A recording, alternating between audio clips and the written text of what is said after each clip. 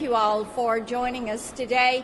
You know, there has been a lot said about big tech censorship of what transpired around the origins of the COVID-19 virus and where this came from, how it moved to a pandemic. And then there's also questions about what the American people were told and the timeliness or lack thereof of what they were being told. We know that Facebook recently reversed their decision on taking down any kind of information that said it came from the lab in Wuhan, that Beijing should be held to account. YouTube had previously announced that it would censor any content that contradicted the Beijing-run and China-funded World Health Organization. YouTube even took down a video from some medical doctors who were questioning the value of these lockdowns and were questioning what it does to the population and especially what it does to our children. Twitter, they locked down the account of a virologist, a Chinese virologist, who was saying this is what they're doing, gain-of-function research, this is what they're doing in the Wuhan Institute of Virology, holding the Chinese Communist Party to account.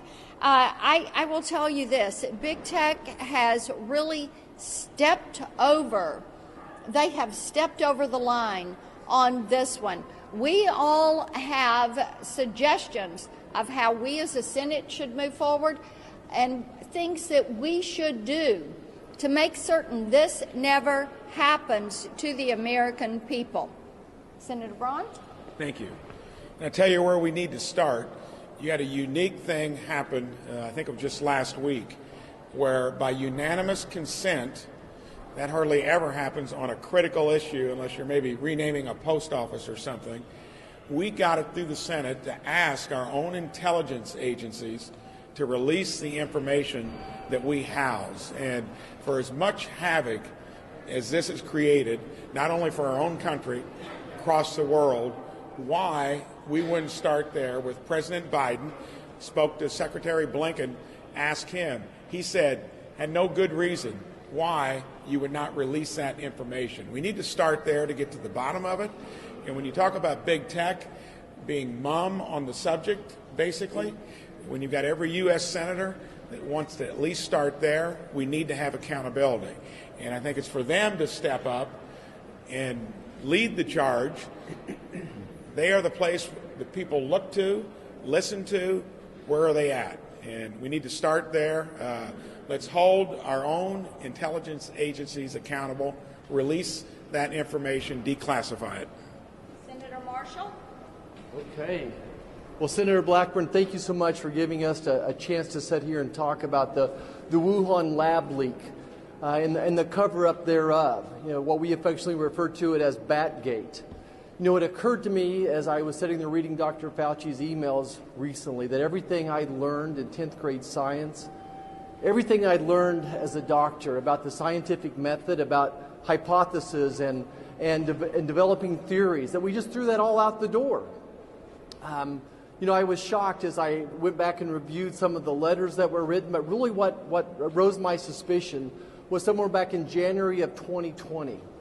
And the Chinese were saying that there was no person-to-person transmission. The WTO agreed, and the CDC didn't stand up to them. And that led for me to have a phone call with the CDC. And all the national journalists were reporting that the United States scientists were investigating this new novel virus. And when I talked to the CDC, they said, well, we've got scientists in Beijing, but they're thousands of miles from Wuhan, so we really don't have anything to tell you. And then the next thing I see is this, a letter signed by a group of scientists who have ignored even the possibility that this virus could have risen from the laboratory. They totally ignored it. They threw out the scientific hypothesis that this was even feasible.